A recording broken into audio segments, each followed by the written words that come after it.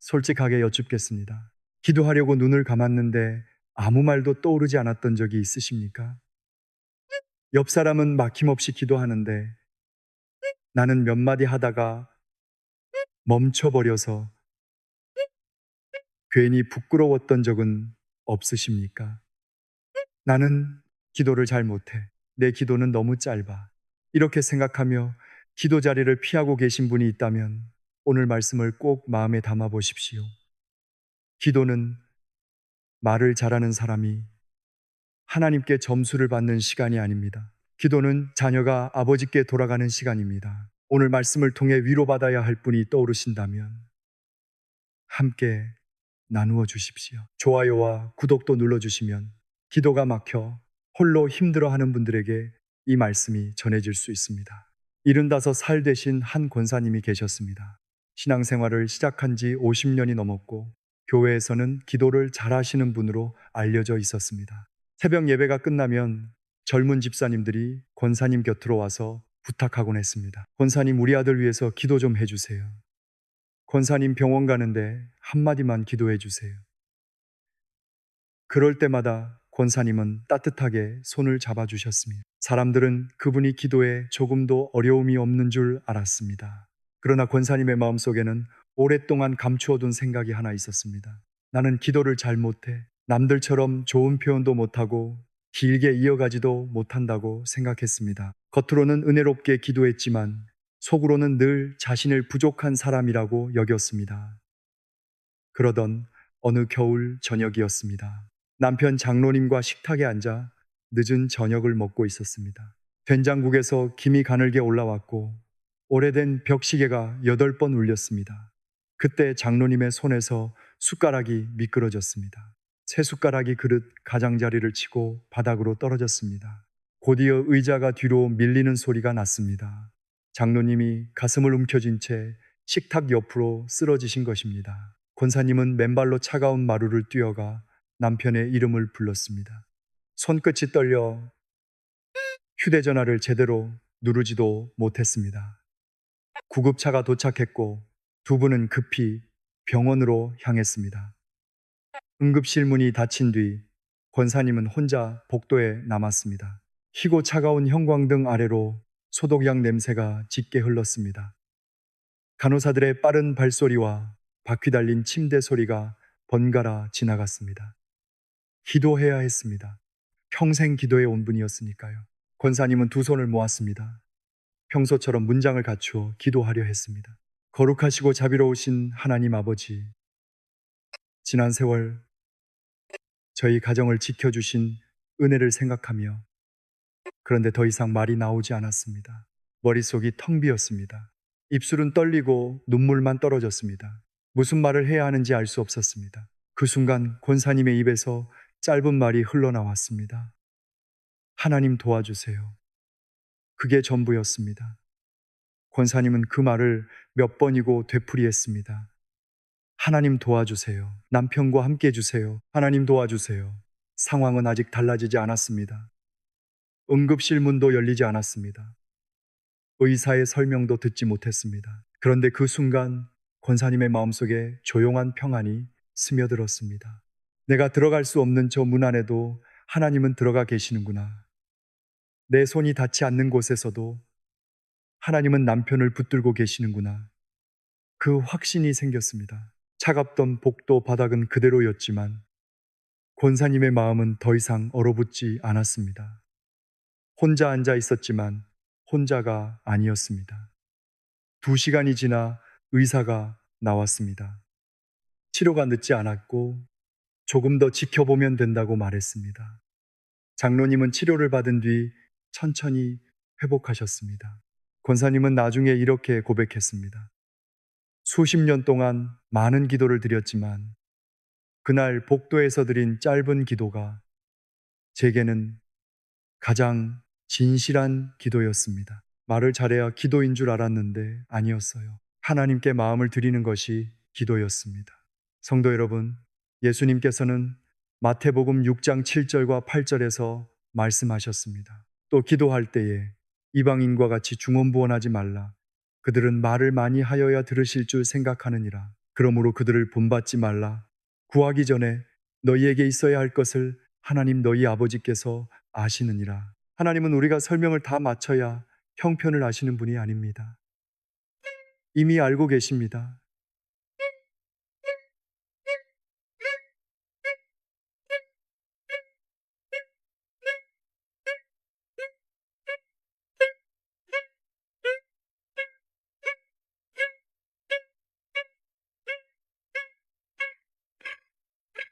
기도는 하나님께 새로운 정보를 알려드리는 시간이 아닙니다.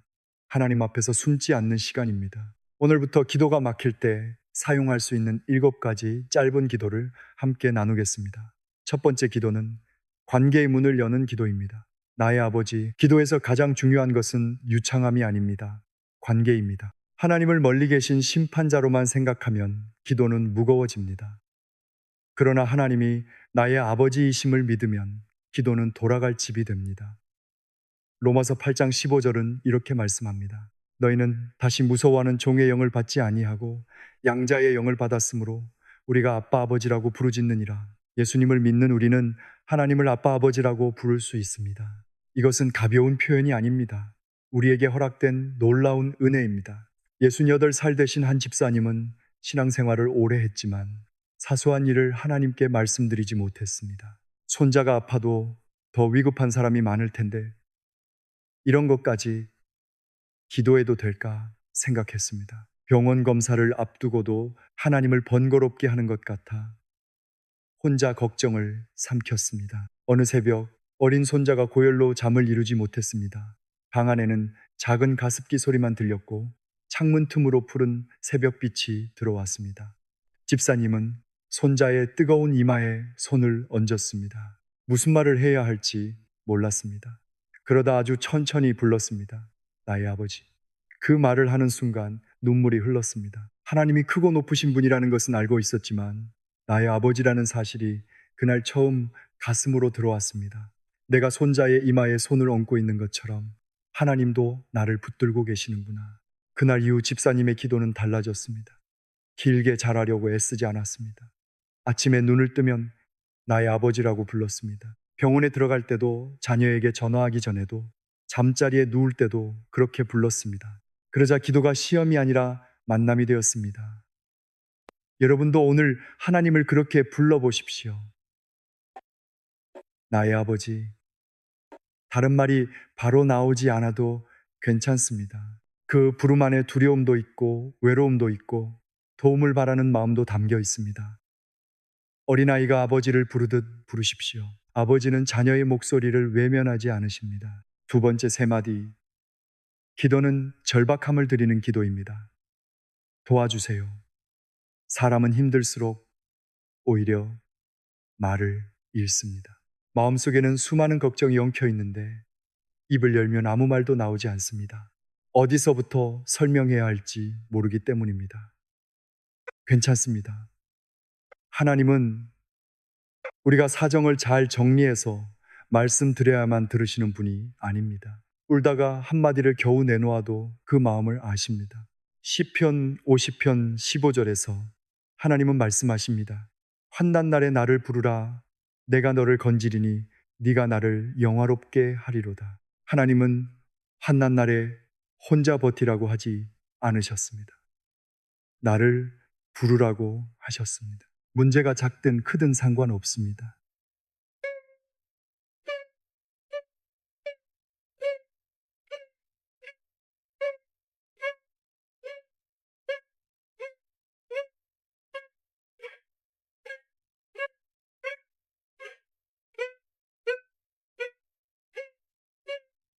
문제가 작든 크든 상관없습니다. 여러분에게 무거운 짐이 62살 되신 한 권사님이 계셨습니다. 남편이 운영하던 작은 인쇄소가 갑자기 어려워지면서 거래 대금이 밀리기 시작했습니다.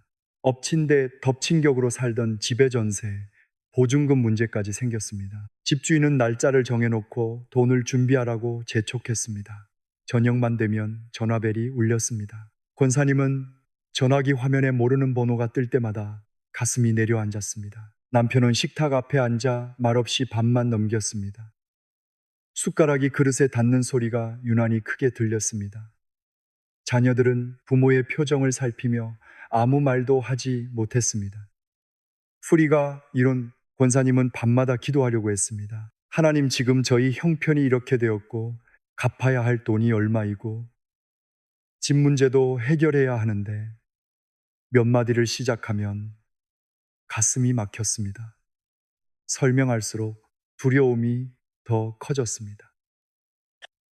결국 기도는 눈물로 끝났습니다. 권사님은 잠을 이루지 못하다가 우산 하나를 들고 교회로 향했습니다. 운동화 안으로 빗물이 스며들었고 차가운 양말이 발에 달라붙었습니다. 예배당 문을 열자 난방기가 낮게 웅웅거리는 소리가 들렸습니다. 아무도 없는 본당에는 붉은 비상등만 희미하게 켜져 있었습니다. 권사님은 젖은 신발을 벗고 맨 뒤 의자에 앉았습니다. 한동안 아무 말도 하지 못했습니다. 눈물만 흘렀습니다. 그러다 겨우 입을 열었습니다. 하나님, 도와주세요. 그게 전부였습니다. 잠시 뒤 또 말했습니다. 도와주세요. 저는 이제 어떻게 해야 할지 모르겠습니다. 그 말을 하고 나니 이상하게 마음이 조금 열렸습니다. 빚이 사라진 것도 아니고 집주인의 전화가 멈춘 것도 아니었습니다. 그러나 두려움이 전부를 차지하고 있지는 않았습니다. 아, 내가 혼자 해결하는 일이 아니구나. 하나님께서 이 짐을 함께 지고 계시는구나. 그날 이후 권사님은 매일 새벽 같은 기도를 드렸습니다. 길게 하려고 애쓰지 않았습니다. 눈물이 나면 울었고 말이 막히면 가만히 앉아 있었습니다. 그리고 한마디만 드렸습니다. 도와주세요. 며칠 뒤에는 그 말 뒤에 남편의 이름이 붙었습니다. 또 며칠이 지나자 자녀들의 걱정도 말할 수 있게 되었습니다. 가장 짧은 기도가 닫혀있던 마음의 문을 연 것입니다.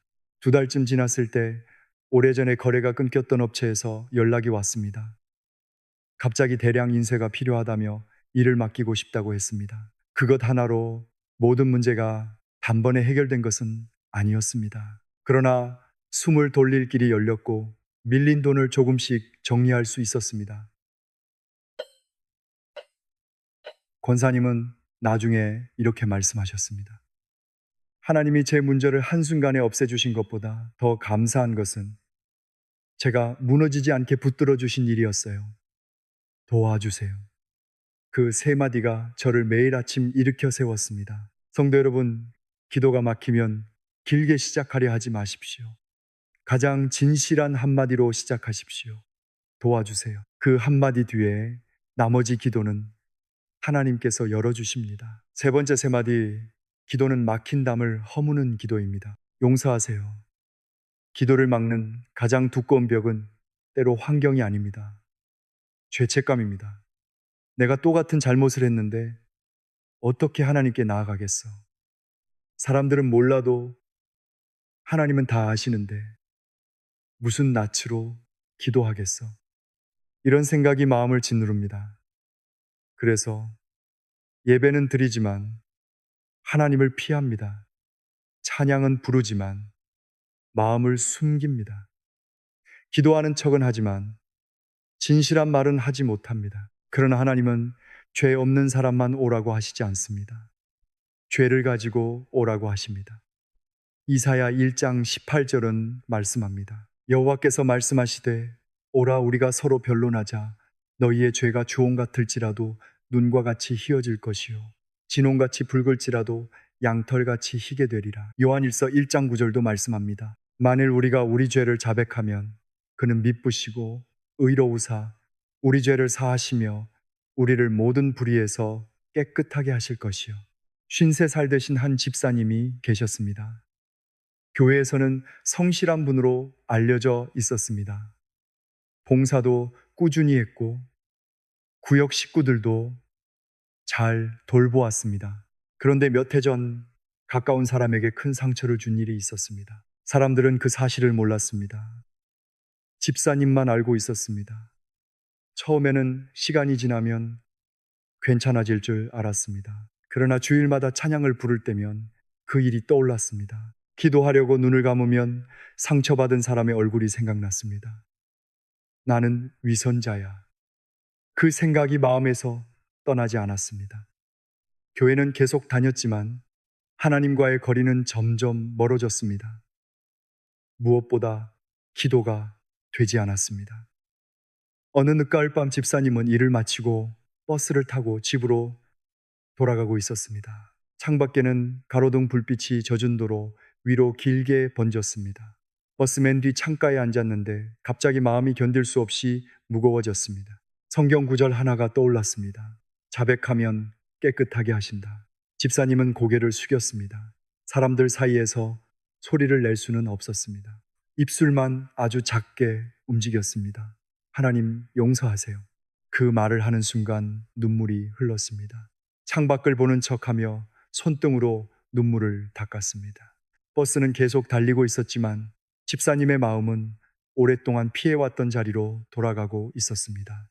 그날 밤 집에 도착한 집사님은 거실불도 켜지 않은 채 소파 앞에 무릎을 꿇었습니다. 바닥은 차가웠고 냉장고 돌아가는 소리만 들렸습니다. 다시 고백했습니다. 하나님, 용서하세요. 제가 잘못했습니다. 화려한 설명은 없었습니다. 변명도 하지 않았습니다. 잘못을 인정하고 하나님 앞에 내려놓았습니다. 그런데 그 순간 3년 동안 가슴을 누르던 돌덩이가 조금씩 내려가는 것 같았습니다. 하나님이 멀리 계셨던 것이 아니었습니다. 집사님이 부끄러움 때문에 등을 돌리고 있었던 것입니다. 그날 이후 집사님은 용기를 내어 상처를 준 사람에게 연락했습니다. 떨리는 목소리로 사과했습니다. 상대방이 곧바로 모든 것을 받아준 것은 아니었습니다. 그래도 집사님은 피하지 않았습니다. 하나님 앞에서 용서를 구한 이 사람 앞에서도 책임을 질 수 있게 되었습니다. 회개는 잘못을 감추는 기술이 아닙니다. 하나님께 돌아가는 길입니다. 성도 여러분, 죄책감 때문에 기도를 포기하지 마십시오. 하나님은 여러분의 실패보다 더 크십니다. 하나님은 진실하게 돌아오는 자녀를 밀어내지 않으십니다. 지금까지 3가지 기도를 나누었습니다. 나의 아버지, 도와주세요. 용서하세요. 이 3가지 기도만으로도 막혀있던 기도의 문이 조금씩 열릴 수 있습니다. 그런데 여기서 한 걸음 더 들어가야 합니다. 우리는 하나님께 필요한 것을 구할 뿐 아니라 우리의 마음도 드려야 하기 때문입니다. 기도가 오래되었는데도 기쁨이 사라지는 때가 있습니다. 예배는 드리지만 설렘이 없고 찬양은 부르지만 마음이 따라오지 않습니다. 봉사도 하고 헌금도 드리지만 어느 순간부터 모든 것이 해야 하는 일처럼 느껴집니다. 왜 그럴까요? 관계에서 사랑의 고백이 사라졌기 때문일 수 있습니다. 4번째 3마디, 기도는 마음을 드리는 기도입니다. 하나님 사랑해요. 신명기 6장 5절은 말씀합니다. 너는 마음을 다하고 뜻을 다하고 힘을 다하여 네 하나님 여호와를 사랑하. 이 말씀을 들으면 부담부터 느끼는 분이 계실지 모릅니다. 마음을 다하고 뜻을 다하고 힘을 다하라고 하시니 완벽한 사랑을 드려야 할 것처럼 느껴집니다. 그러나 하나님은 없는 마음을 꾸며 내라고 하지 않으십니다. 지금 가진 마음으로 시작하라고 하십니다. 사랑이 크게 느껴지지 않아도 괜찮습니다. 어색해도 고백해 보십시오. 하나님 사랑해요. 66살 되신 한 집사님이 계셨습니다. 집사님은 오랫동안 아픈 시어머니를 돌보았습니다. 아침이면 약을 챙기고 낮에는 병원에 모시고 다녔습니다. 저녁이 되면 식사를 준비하고 몸을 닦아드렸습니다. 처음에는 믿음으로 감당했습니다. 그러나 시간이 길어지자 몸도 마음도 지쳤습니다. 새벽 예배에 나가도 눈꺼풀이 무거웠습니다. 찬양을 부르면서도 오늘 해야 할 일이 먼저 떠올랐습니다. 기도도 비슷했습니다. 하나님 어머니 건강을 지켜주세요. 병원비를 채워주세요.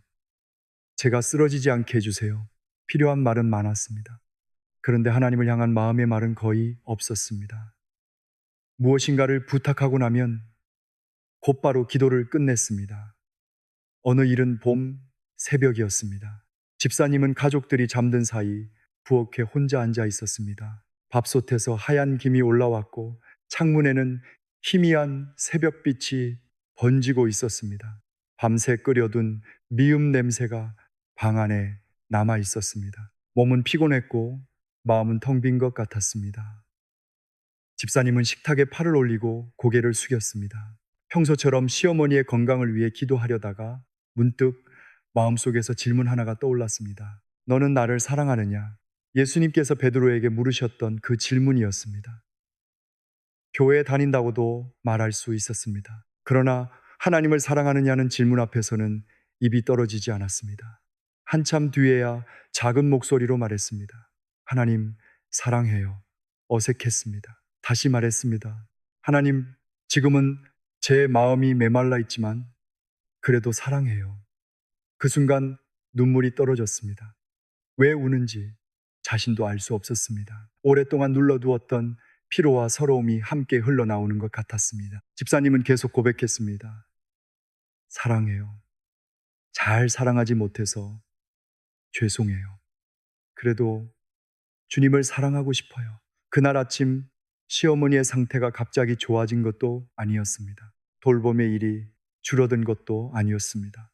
그러나 집사님의 마음에는 작은 변화가 시작되었습니다. 해야 해서 하는 신앙에서 사랑에서 머무는 신앙으로 방향이 바뀐 것입니다. 그날 이후 집사님은 매일 아침 가장 먼저 사랑을 고백했습니다. 부탁하기 전에 말했습니다. 하나님, 사랑해요. 처음 일주일 동안은 여전히 어색했습니다. 어떤 날에는 아무 감정도 없었습니다. 그래도 멈추지 않았습니다. 찬양을 부르는데 가사가 마음속으로 들어오기 시작했습니다. 예전에는 여러 번 불렀던 찬양인데 그날은 한 구절이 가슴을 붙들었습니다. 주님이 나를 먼저 사랑하셨다는 고백이었습니다.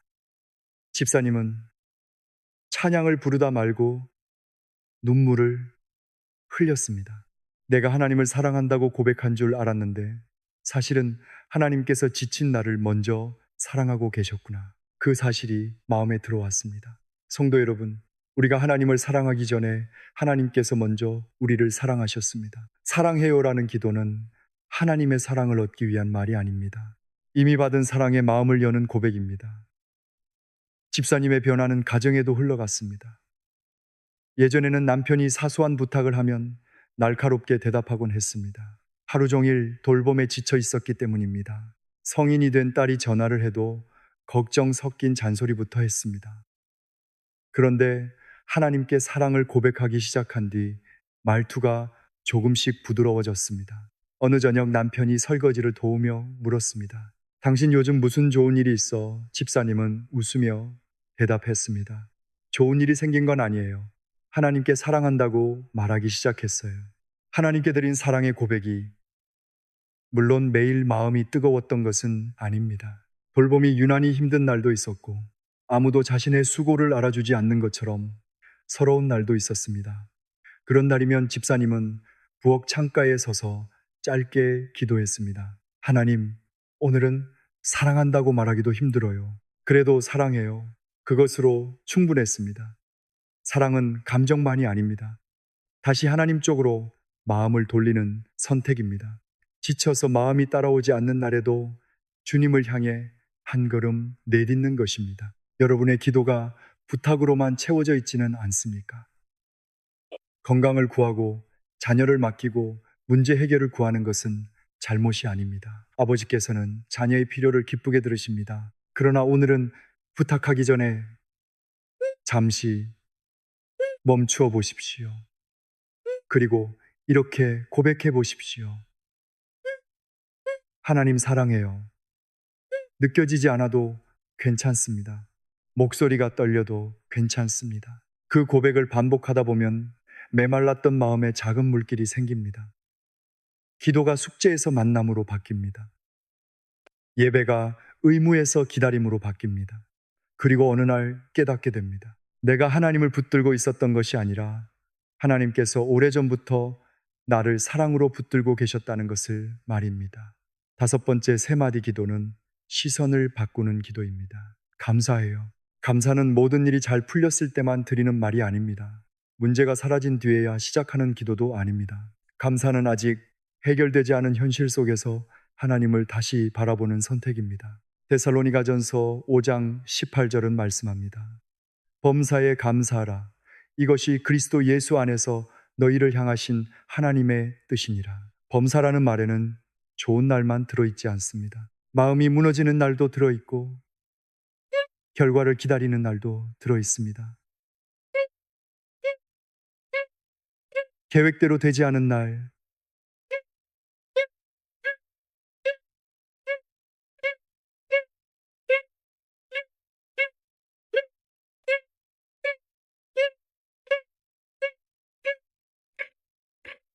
그러니 감사는 상황을 좋다고 우기는 일이 아닙니다. 아픈데 아프지 않은 척 하는 것도 아닙니다. 감사는 이런 고백입니다. 하나님, 이 상황을 다 이해하지 못하지만 그래도 함께 계셔서 감사해요. 그게 전부였습니다. 67살 되신 한 장로님이 계셨습니다. 해마다 받던 건강검진에서 이상 소견이 나왔습니다. 검사 날짜가 잡힌 뒤로 장로님은 밤마다 잠을 설쳤습니다. 눈을 감으면 나쁜 결과가 떠올랐습니다. 앞으로 치료가 길어지면 어떻게 하나? 아내에게 짐이 되면 어떻게 하나? 자녀들에게 걱정을 끼치면 어떻게 하나? 생각은 꼬리를 물었습니다. 정밀 검사를 받으러 병원에 간 날이었습니다. 대기실에는 소독약 냄새가 짙게 배어 있었습니다. 장로님은 차가운 플라스틱 의자에 앉아 자기 이름이 불리기를 기다렸습니다. 손에는 종이컵이 들려 있었지만 물은 한 모금도 넘기지 못했습니다. 종이컵 가장자리가 손가락 사이에서 자꾸 찌그러졌습니다. 아내는 옆에 앉아 말없이 장로님의 손등을 덮었습니다. 두 사람 모두 괜찮다고 말했지만 서로의 손이 떨리는 것을 느낄 수 있었습니다. 그때 장로님은 기도해야겠다고 생각했습니다. 그런데 무슨 말을 해야 할지 몰랐습니다. 낫게 해달라는 기도만 드리자니 마음 한구석이 더 불안해졌습니다. 그래서 아주 작게 말했습니다. 하나님, 감사해요. 처음에는 그 말이 자신에게도 낯설게 들렸습니다. 무엇이 감사한가? 검사를 앞두고 있는데 무슨 감사를 드린단 말인가? 하지만 장로님은 다시 고백했습니다. 아내가 제 곁에 있어서 감사해요. 오늘도 숨 쉬고 있어서 감사해요. 지금까지 지켜주셔서 감사해요. 결과가 어떻든 저를 놓지 않으실 것을 믿으니 감사해요. 그런데 그 순간 마음의 방향이 조금 달라졌습니다. 몇 분 전까지는 병명만 보였습니다. 최악의 결과만 생각했습니다. 그러나 감사를 드리기 시작하자 지금까지 받은 은혜가 하나씩 떠올랐습니다. 어린 시절 큰 병에서 회복했던 일, 사업이 어려웠을 때 예상하지 못한 도움을 받았던 일, 자녀들이 무사히 자라 가정을 이룬 일, 힘들 때마다 곁을 지켜준 아내의 얼굴. 문제는 그대로였지만 문제만 보이던 눈이 하나님을 보기 시작했습니다. 검사를 마친 뒤 결과를 기다리는 기간에도 장로님은 불안할 때마다 짧게 기도했습니다. 감사해요. 어떤 날은 믿음이 생겨서 감사했고, 어떤 날은 믿음이 생기지 않아도 감사했습니다. 잠이 오지 않는 밤에는 창문을 열고 어두운 하늘을 바라보며 말했습니다. 오늘 하루도 지나게 하셔서 감사해요. 제가 두려워하는 것을 이미 아시니 감사해요. 검사 결과는 즉시 모든 걱정을 끝내주는 내용은 아니었습니다. 추가 관찰과 치료가 필요했습니다. 장로님이 원했던 대답은 아니었습니다. 그런데 그 순간에도 이전처럼 무너지지 않았습니다. 하나님이 치료 과정에서도 함께 하실 것이라는 믿음이 생겼기 때문입니다. 장로님은 치료를 성실히 받았고 아내와 함께 하루하루를 견뎠습니다. 감사는 병을 부정하게 하지 않았습니다.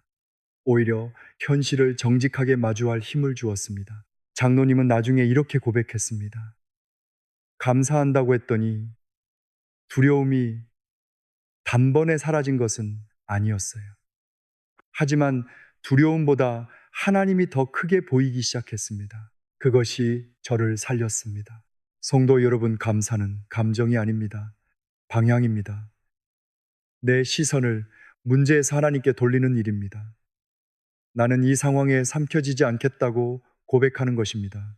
눈앞의 현실보다 하나님의 신실하심을 더 크게 바라보겠다는 선택입니다. 한 권사님은 남편을 먼저 떠나보낸 뒤 혼자 식사하는 시간이 가장 힘들었다고 했습니다.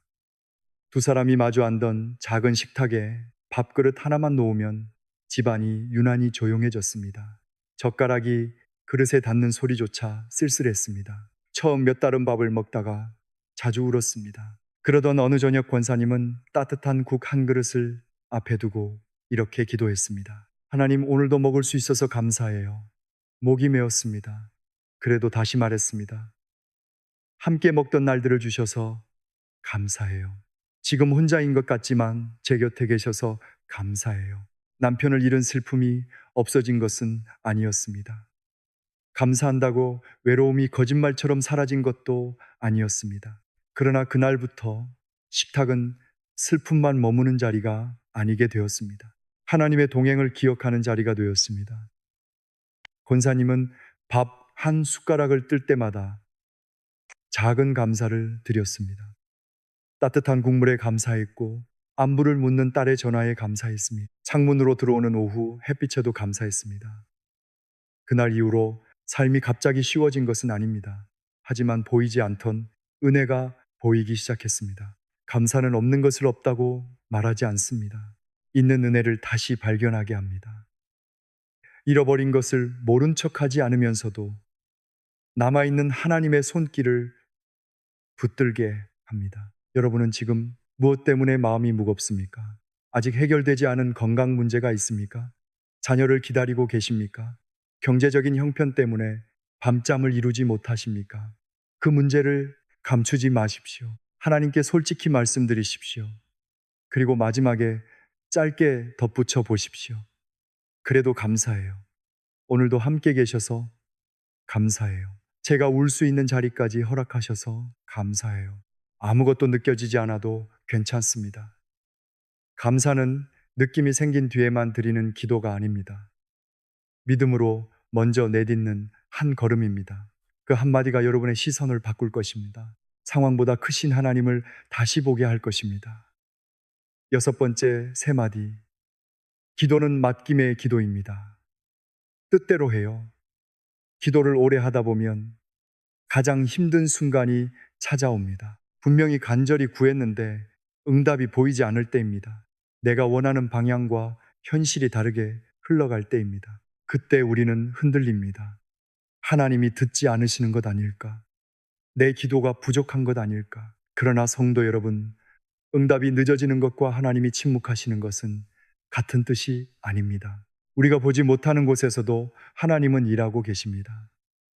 예수님께서도 겟세마네 동산에서 간절히 기도하셨습니다.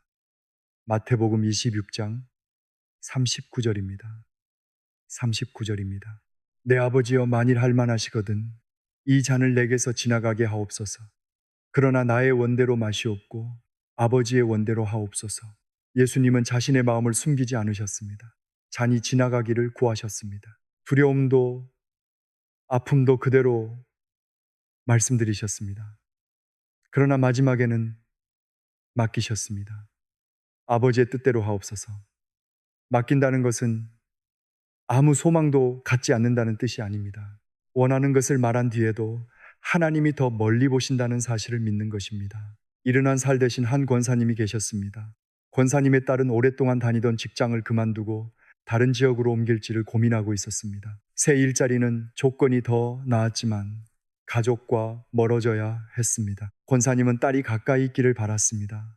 나이가 들수록 딸이 멀리 떠나는 것이 두려웠기 때문입니다. 그래서 매일 같은 기도를 드렸습니다. 하나님, 딸이 이곳에 남게 해주세요. 그런데 딸의 마음은 점점 떠나는 쪽으로 기울었습니다. 모녀는 대화를 할 때마다 부딪혔습니다. 권사님은 걱정하는 마음으로 말했지만 딸은 자신을 믿지 못한다고 느꼈습니다. 어느 저녁에는 통화 도중 서로 목소리가 높아졌습니다.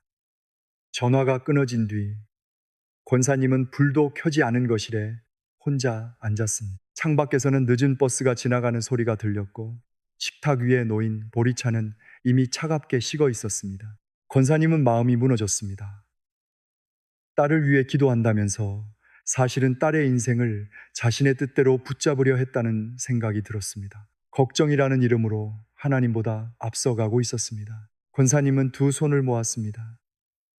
하나님, 저는 딸이 가까이 있기를 원합니다. 멀리 보내기가 두렵습니다. 한참을 울고 난 뒤 겨우 말했습니다. 그래도 뜻대로 해요.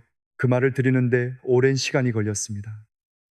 입으로는 쉽게 말할 수 있었지만 마음으로 내려놓는 것은 어려웠습니다. 다시 기도했습니다. 제 뜻보다 하나님의 뜻이 더 좋다는 것을 믿게 해주세요. 제가 딸의 길을 막지 않게 해주세요.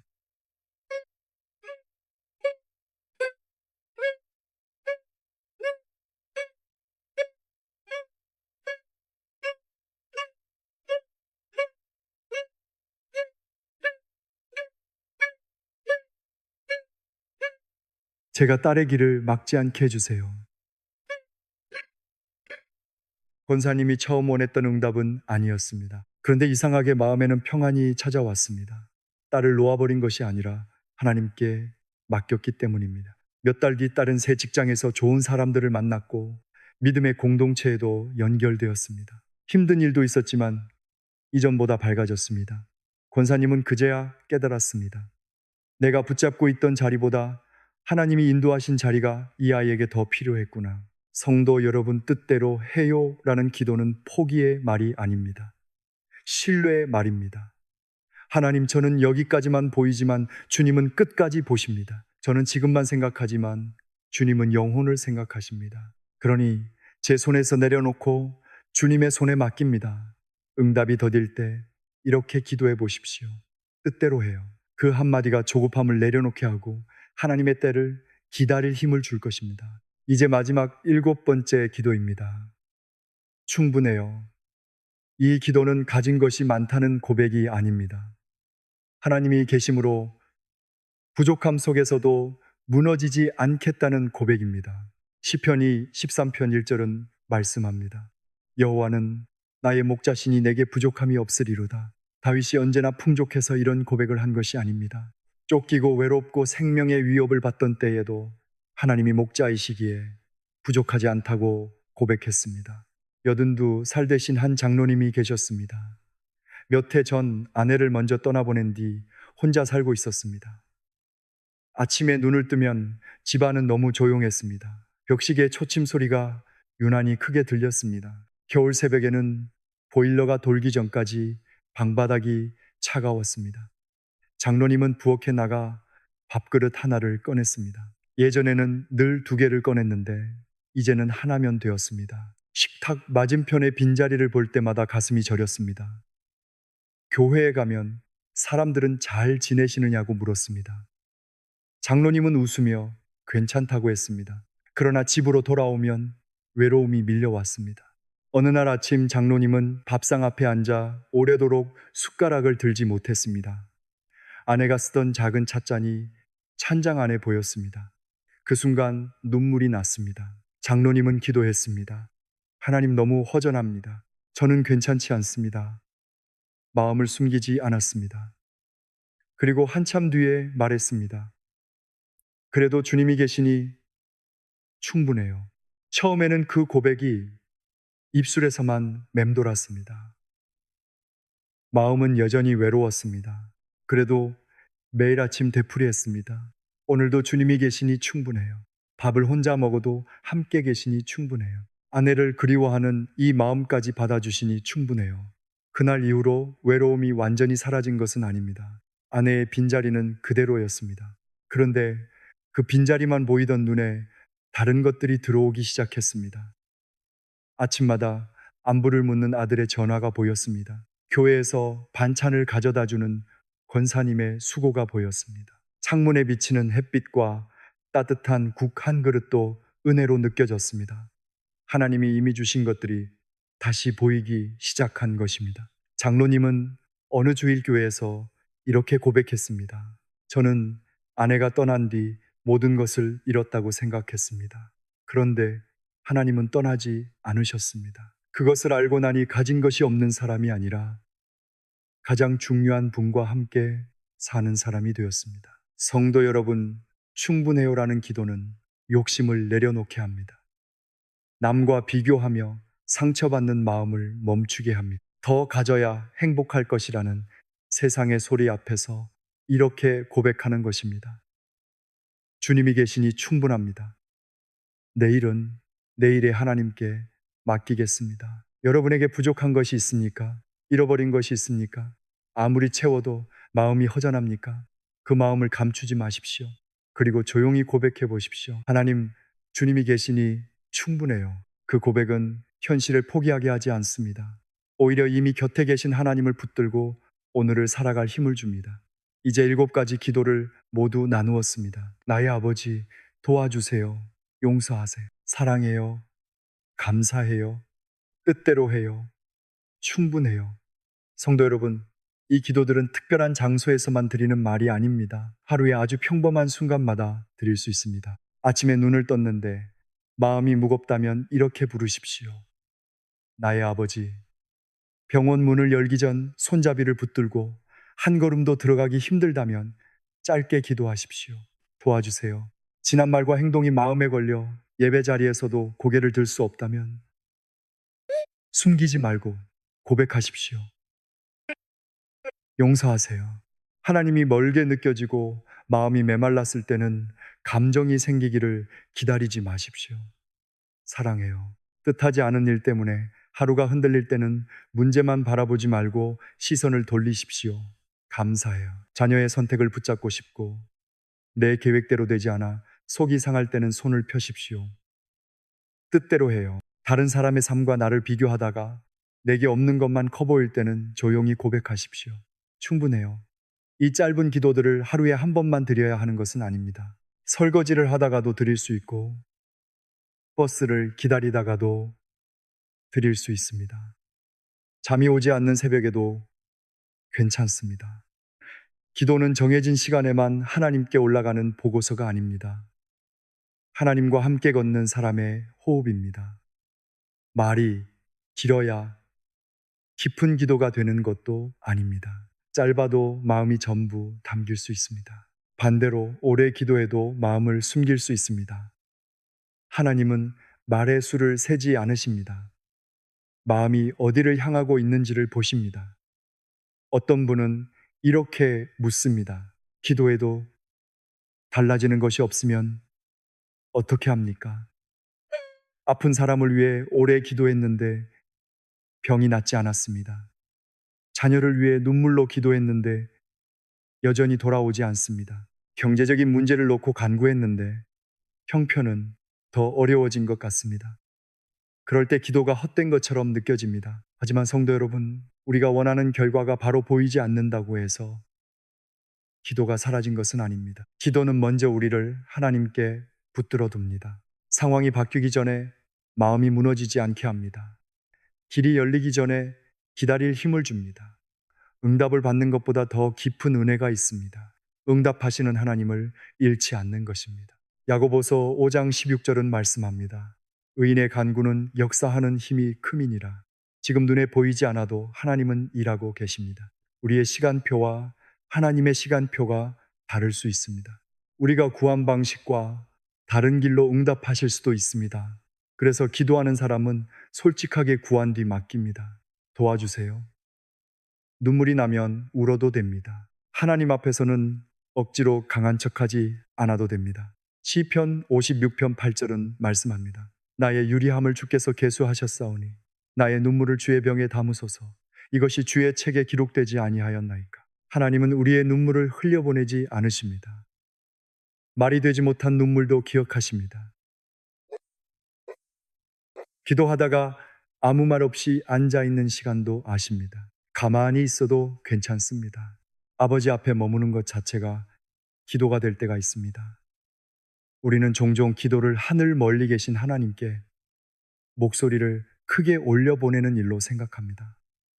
그러나 기도는 어쩌면 그 반대인지 모릅니다. 이미 곁에 계신 하나님 앞에서 더 이상 숨지 않는 것입니다. 상처도 내려놓고 두려움도 내려놓고 욕심도 내려놓는 것입니다. 그리고 말하는 것입니다. 아버지, 제가 여기 있습니다. 그게 전부였습니다. 이제 오늘 여러분의 마음에 가장 필요한 기도 하나를 고르십시오. 아버지가 필요합니까? 나의 아버지.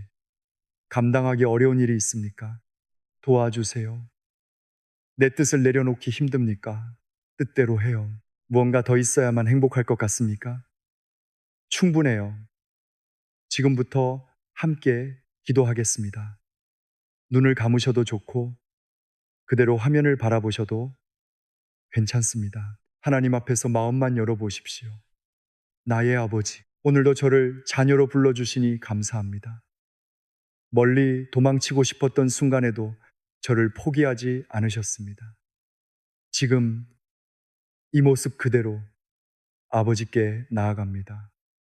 도와주세요. 제가 해결할 수 없는 문제들이 있습니다. 마음으로 붙들고 밤마다 걱정했던 일들을 내려놓습니다. 저 혼자 감당하지 않게 해 주십시오. 오늘 필요한 힘을 주십시오. 용서하세요. 제가 잘못한 말과 행동을 고백합니다. 감추고 변명했던 마음도 내려놓습니다. 그리스도의 은혜로 깨끗하게 하시고 다시 바른 길을 걷게 해 주십시오. 사랑해요. 마음이 뜨겁지 않아도 주님을 사랑하기 원합니다. 주님께서 먼저 저를 사랑하신 것을 믿습니다. 메마른 제 마음을 다시 부드럽게 해 주십시오. 감사해요. 이해되지 않는 일 속에서도 함께 계셔서 감사합니다. 오늘 숨쉬게 하시고 여기까지 붙들어 주셔서 감사합니다. 문제보다 크신 하나님을 바라보게 해 주십시오. 뜻대로 해요. 제 계획과 욕심을 내려놓습니다. 제가 구한 것보다 더 선한 길을 아시는 주님을 믿습니다. 제 뜻보다 아버지의 뜻이 이루어지게 해 주십시오. 충분해요. 주님이 저와 함께 계시니 충분합니다. 부족함 속에서도 버리지 않으시고 오늘 필요한 은혜를 주시니 충분합니다. 비교하지 않고 감사하며 살게 해주십시오. 이사야 41장 10절의 말씀을 붙듭니다. 두려워하지 말라. 내가 너와 함께함이라. 놀라지 말라. 나는 내 하나님이 됨이라. 내가 너를 굳세게 하리라. 참으로 너를 도와주리라. 참으로 나의 의로운 오른손으로 너를 붙들리라. 하나님, 오늘 이 말씀을 듣는 모든 성도님을 붙들어 주십시오. 병상에 있는 분과 함께 하시고 자녀 때문에 우는 부모의 눈물을 닦아 주십시오. 홀로 식사하는 어르신의 식탁에 함께 앉아 주십시오. 기도가 막힌 분에게는 한마디를 주십시오. 지쳐 쓰러진 분에게는 다시 일어날 힘을 주십시오. 응답을 기다리는 분에게는 견딜 평안을 허락해 주십시오. 예수 그리스도의 이름으로 기도드립니다. 아멘. 성도 여러분, 오늘 여러분에게 가장 필요한 세 마디 기도는 무엇입니까? 삼가 댓글에 그 기도 하나를 남겨보십시오. 누군가 여러분의 고백을 읽고 함께 기답하 기도할 것입니다. 이 말씀을 기도가 막혀 힘들어하는 분과 나누어 주십시오. 그리고 기억하십시오. 기도는 잘해야 하는 일이 아닙니다. 아버지께 돌아가는 일입니다.